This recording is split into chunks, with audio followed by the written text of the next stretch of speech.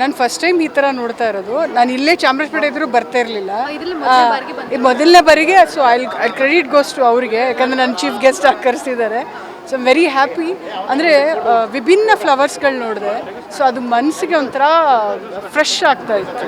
ಅದ್ರ ಜೊತೆಗೆ ಒಂದು ಥೀಮ್ನ ಇಟ್ಕೊಂಡು ಒಂದು ಫ್ಲವರ್ ಶೋನ ಇಟ್ಟಿದ್ದಾರೆ, ವಾಲ್ಮೀಕಿ ಥೀಮ್ನ. Oh, very nice theme.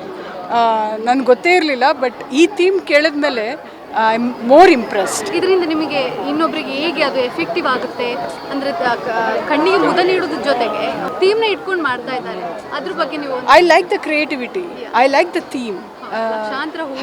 Yeah, but ಈ ಥೀಮ್ ಹೊಳಿಬೇಕು ಅಂದರೆ ಡೀಪ್ ಹೋಗಲೇಬೇಕಾಗುತ್ತೆ. So that is the very creativity. ನಮ್ಮ ಬ್ಯಾಂಗ್ಳೂರಲ್ಲಿ ವರ್ಷಕ್ಕೊಮ್ಮೆ ಬರೋದು. ಆ್ಯಕ್ಚುಲಿ ನಾವು ಹತ್ರ ಇದ್ಕೊಂಡೇ ಬರೋದಿಲ್ಲ. ನಮ್ಗೆ ಇಲ್ಲಿ ಫ್ಲವರ್ ಶೋ ಅಂದ ತಕ್ಷಣ ಇಲ್ಲೇ ಥರ ಇರೋದು, ನೆಕ್ಸ್ಟ್ ಹೋಗೋಣ ಆಮೇಲೆ ಅನಿಸುತ್ತೆ. ಬಟ್ ನನ್ನನ್ನು ಗೆಸ್ಟಾಗಿ ಕರೆದಿದ್ದು ನನ್ನ ಭಾಗ್ಯ ಅನಿಸುತ್ತೆ, ಯಾಕೆಂದರೆ ಈ ಥರ ಎಲ್ಲ ನೋಡೋ ಭಾಗ್ಯ ನನಗೆ ಸಿಕ್ತು. And very creativity level. I am so happy.